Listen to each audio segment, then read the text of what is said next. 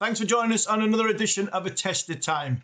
Going back not too far away, 2019, 9th of February, to St Lucia, England's tour of the West Indies. And another boy from Ashton did well in the Caribbean. Mark Wood's going to tell us his story, how he blew the West Indies away. Keeper Harmison gets his reward. Been a brilliant spell of bowling. Harmison bowled a superb opening spell. 5 wickets for Stephen Harmison. Stephen Harmison, take a bow. Woody, thanks for joining us on A Test of Time. We're going back, not far back, we're going back to 2018-19 series, West Indies versus England. Test match in question will be St Lucia, the third test match. England 2-0 down. You arrived a similar time to me and Goffey in the West Indies, in the Caribbean, just before the first test match against Barbados. What can you remember about getting to the West Indies? Because there's a lot of talk about whether injury and Pearce and everything that goes with a West Indies trip.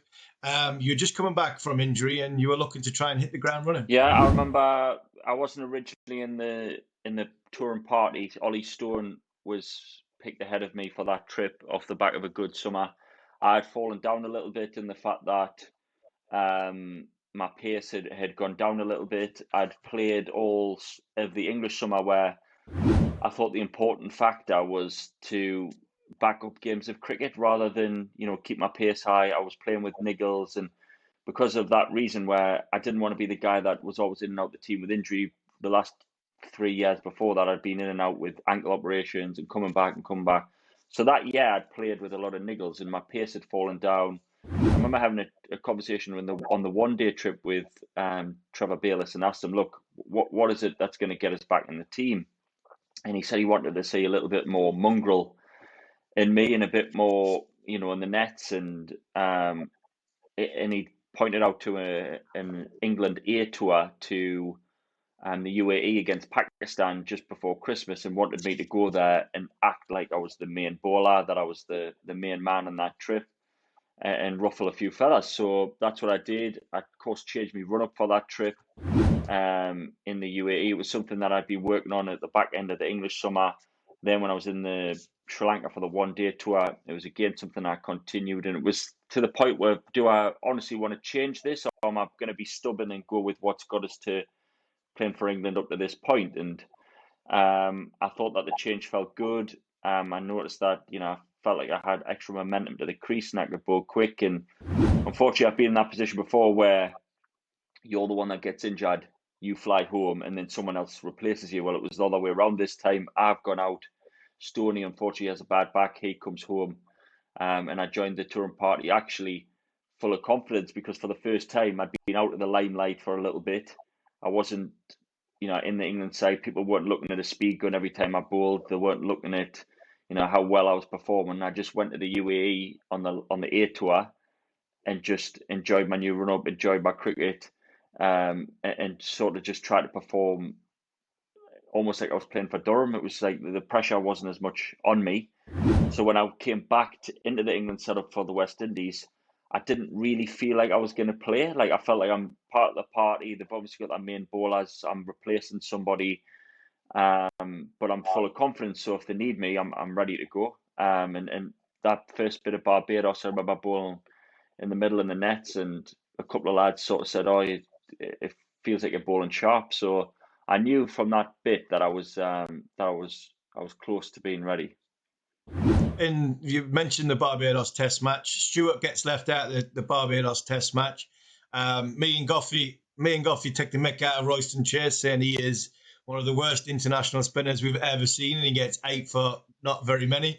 And then you go to the second Test match in Antigua, lose a low-scoring a game then, and then we get to St Lucia and everybody's clamoring for you to play. With me, I'm always clamoring for you to play. Goffey's saying we've got to pick Mark Wood. We need a bit of something extra. We need a bit of pace. Did you feel as though you were under pressure when, because I remember seeing you the day before when you said you were playing. And was the pressure on then, right, actually I've got to bowl fast now because I'm in the team. to bowl fast. There's question mark on whether I am a fast bowler. And you get to that St Lucia Test match. What was the sort of pressure on the morning of the game, thinking, right, I've got to bowl fast here? So I reckon I felt more the pressure actually the day before. So Rudy comes up to me in the hotel. Can we have a chat on the WhatsApp messenger? So you know straight away that he hasn't messaged on the rest of the tour, so this must be good news. Mm-hmm. I remember he told us in a hammock in the hotel, which is quite nice place to hear the good news. And yeah, just said, look, you're in tomorrow. Just bowl fast. Is all he said to us. Just bowl fast. So I knew that expectation. Whereas before, I felt the pressure of games of having to perform and thinking about the outcome and how quick, like how many wickets am I going to get? Whereas I didn't really have that this time. I remember I bowled in the nets of Keaton Jennings in the lead up to the game. He was opening the batting, and I hit him a couple of times. I know it's not nice to say, but I hit him a couple of times in the chest, and I'm sure I nicked him off in the nets a few times, and I'd give him a really hard time. And he'd come out the net and said, "Look, that was pretty good." And I remember Ramprakash pulling me, saying the same thing.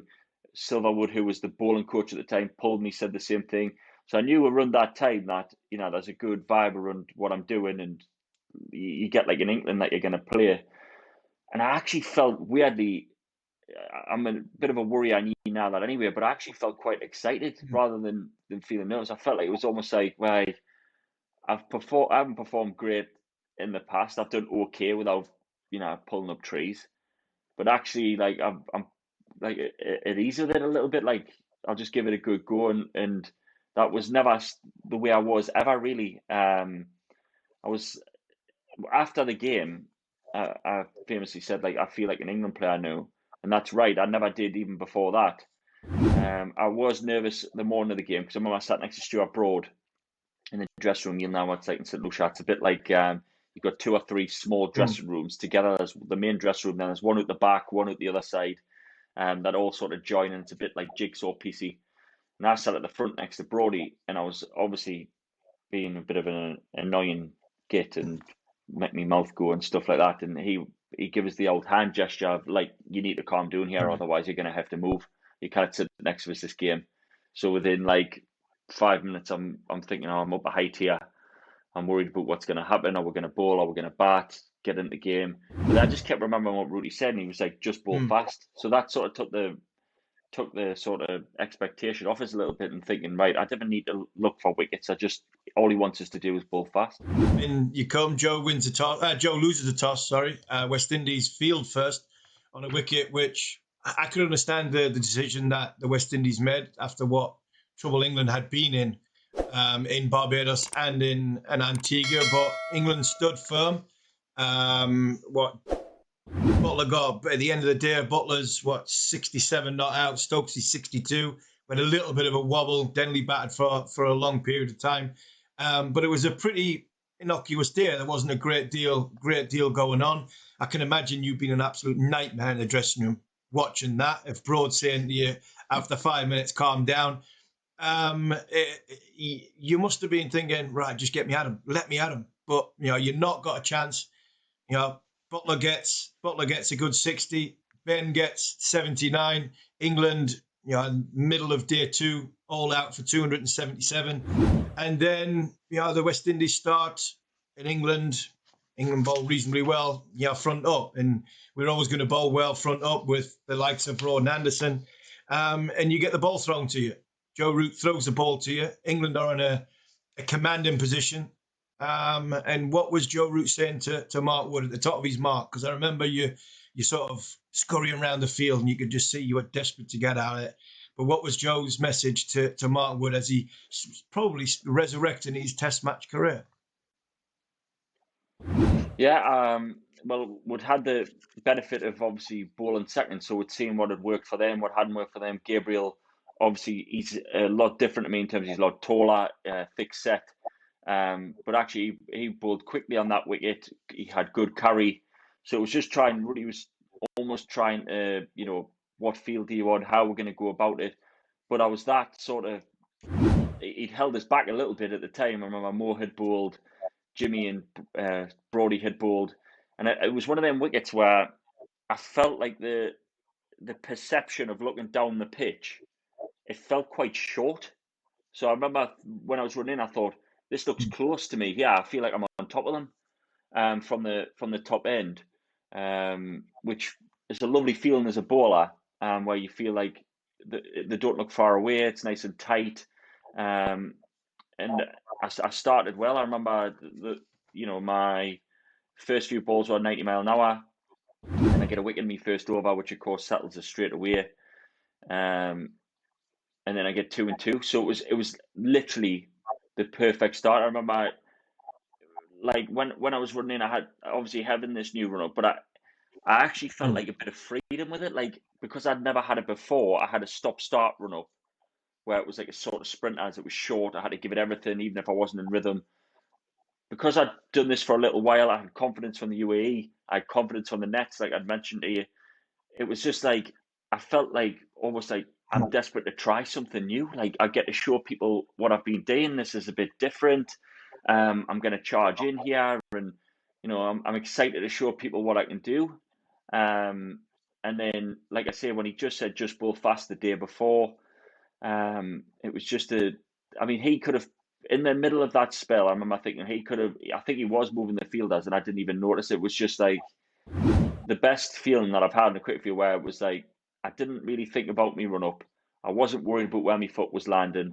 I didn't really think too much about what I was trying to do with the ball, apart from I'm trying to like maybe nip it this way, or I'll put the shiny side this side, or I literally, all I could see was the batter, the stumps, and the rest of it sort of didn't matter. And it was never a feeling I'd had before, where especially in Test cricket, where I'd never took anything else in. It was just literally, it was because the pitch felt small, because I was in good rhythm, because I felt confident.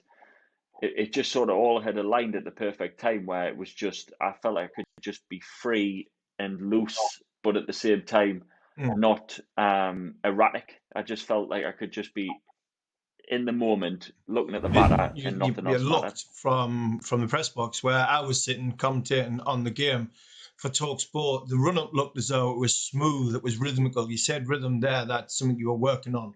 You did look as though you had a little bit more time when you were running in. And when you hit, I think it was Darren Bravo, you got Hope caught, Rory Burns caught Shy Hope, and then you got the 2 and 2, but you hit Bravo a little bit earlier. And that for me was the message. And that for me was the message around the world, because there were question marks whether you were going to come back the same bowler as what you were before. There were question marks where you're going to have the same pace that you were the ones before. At the end of this test match, there was people saying that's as quick a spell as we've ever seen, quicker than Devin Malcolm against South Africa at the Oval. Did you feel during that time, or was there a point during that sort of 4 overs when you did run down the hill and you hit Bravo and you got 2 and 2, where you're thinking, this is as quick as I've ever bowled? No, honestly, no. I didn't know that at all. It wasn't until we got into the dress. So it was like I got the wicket of Hetmeyer just before tea, I think, or lunch or tea. It was one of the intervals, and we came off, and the analyst came running down, and he was like, "You've bowled at 94, 95, 94." And Stokesy, who, he's not somebody that gives a lot away, Stokesy, to be fair. He came up to us from Sydney. He was like, "We're a long way back here," and that for him is basically saying that this is sharp. And I could just tell by the way that they were playing it. Like Hetmeyer, throughout the series, had tried to bully our bowlers a bit. He'd charged walked down the wicket at them. He'd played big shots, and his feet just were totally nowhere when I was bowling at him. And it isn't until I look back now, but at the time, because I just felt like I say, nothing else mattered, and I was just literally in the zone, I guess, of what I was trying to do. I look back and I think, like, he was rattled, and for someone that had been a big player for them in the other games, it was great. I mean, that was a great one for me. I know, obviously, because I was bowling from the end that you were sat, and I could see, I was looking up every time I was whacking back, because I could see and I knew you were there, and you were giving us the thumbs up, like, keep going. I remember that was a nice moment for me, obviously looking up to you, from when I was a kid and watching you play and watching you bowl fast, and to think like the West Indies tour that you were on, to then me being able to get 5 wickets there was a nice moment. And so I just felt like that period just before tea where I bowled at Hetmeyer, that was probably as good or as quick as I've probably bowled. And what we like at tea time, because I can imagine it being an without absolute realising. nightmare. You're not wanting 20 minutes to come, can you? No, I didn't want to stop. I actually felt, I was worried, thinking, oh, it's going to knock me rhythm. I'm going to be this, I'm going to be that. But it didn't really. I was just desperate to get back out there. Like, there was an over, I must have went for 12 or 13 in, and they were all like, oh, the slips fly and all the slips. And I was thinking, like, I've never bowled like this where a guy has played us the way he has, where the wagon wheel's like third man or past gully, or, scooting it past leg slip and stuff like that. And I didn't even feel like I bowled at the time many bad balls. Wasn't until I think Kemar Paul or something, he come and lay out on the order. He slugged it a little bit, but just the spell in general, hitting Bravo, then nicking Bravo off straight after tea. There was no speed gun in the stadium. It was obviously, what the West Indies is like. It's just like the old scoreboards. There's no like modern like electronic system. It's quite nice actually, the fact that it's like an old school setup. So I didn't have any clue. It wasn't until, like, Rooty's telling us his hands are sore, Stokes's saying we're a long way back, the way that they're playing. I think Hetmeyer's behaviour during that day to the rest of the series tells you that it was just sheer pace. It was just absolute pace, and you get to 4 wickets, probably running out of juice a little bit. And then Shannon Gabriel comes in, and it's your chance to get your 5th wicket. How special was that? Was that fulfilling because of what you'd been through, change of run-up and through the UAE and the injury, when you actually get Shannon Gabriel out? What's going through Mark Wood there, the emotion? Well, I'll start with you before that. I remember I was on 4 wickets, obviously, and we got a couple. I think Brody got one or something like that. And then Rooty was like, right, you're going to bowl. And I actually was like, no, look, let's just get off the field. I mean, it's a lovely thing you're trying to do, but let's just get them out and get off. And he was insisting. He was like, no, this is your moment. You need to get it. You're coming back on that end. So here we go. First ball, I bowled one like a loosener, like stiff after that spell, short and wide 4. I was like, oh, God, here we go. I'm going to embarrass yourself at number 11 here. I just thought, right, the next ball, get it full and fast and try and just knock his pegs over. So I got it as full as I could, tried to york him. He missed it, and it was like a wave of like relief almost. It was hard to describe. It felt like all those rubbish times where I was injured, all those times where I didn't match up to the potential that people thought I might have, or I didn't quite bowl as well as I could, and all those moments where you doubt yourself, that self-doubt. It was like the 5 to 10 seconds where you get the wicket, or any wicket, you sort of lose yourself for 5 seconds, or, it's like euphoric. I reckon that feeling was more, not just like euphoria, it was like relief. I felt like just a wave of energy just released off us. I was so like thankful, a bit emotional for the first time ever. I mean, I'm normally just quite happy-go-lucky, but actually for the first time I got in the dressing room, I remember the physio came up to us, and I was like, try not to cry. He's hugged us. And then Jimmy grabbed a hold of us, and then I just couldn't hold it back any longer. I cried a little bit. But that was just because I was so, of the places I had been, to then think, well, finally I've climbed that mountain, to think, I am good enough. I am good. I believe it inside that whole time. My core values, and that I believe I can do this. I can be an international cricketer. To finally get the 5 wickets, sort of, I've showed everybody else, look, I am an international player. And it's a great moment, and you've got time to sort of put your feet up and get yourself ready, because that is the fantastic feeling of having that. But there's still a test match to win. You went in, England go in with about 120 run lead into day 3. And you've got a game to set up. And I thought Joe Root was absolutely magnificent on that day. I think he ended day 3, 111 not out. Again, Denley batted a long time. Joe batted beautifully. He got 67, took the short ball on and played really, really well. And you're getting ready to set a game up. And if there's anybody that you want to set games up, arguably it's Root and Stokes, because when they're together, the situation is played in such a way where they know what's going on, and Joe gets 122, and it was a magnificent knock.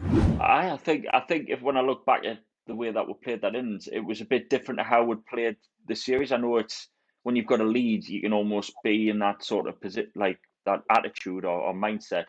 But we'd felt like we hadn't played well. We'd let each other down in the games before. So this was a game that maybe we felt a bit freer because the series had gone. But it's certainly playing for pride, and there was plenty of English fans there, and Rooty was definitely ready to step up. I mean, he was desperate to do well, and I was really pleased for him. Stokesy, if you're like you said, if there's one guy who want to drive you forward, it's probably them two. So it was nice to then feel like we were on top of the game. The scoreboard pressure, you could see from previous games where they were on top, and those little fine moments where they had almost grabbed the initiative. We had, sort of pulled it our way, and that they couldn't, or they looked like they couldn't drag it back, or it would take a miracle to drag it back. And one of the things I remember about the batting innings was because they had batted for a while, it gave a chance for Jimmy, who felt like he didn't have good rhythm that game. He went in the nets mid-game and changed his run-up mid-game. Had done something different, and I literally couldn't believe that. I thought, this is, the guy that's got the most wickets that we've ever seen, and he's gone to the nets and changed his run-up mid-game. We went out to start next innings, and Jimmy's knocking people over. I just couldn't believe it. It was just bizarre. I was like, as if this bloke can do that. Like, Mo took a great catch early on, one-handed.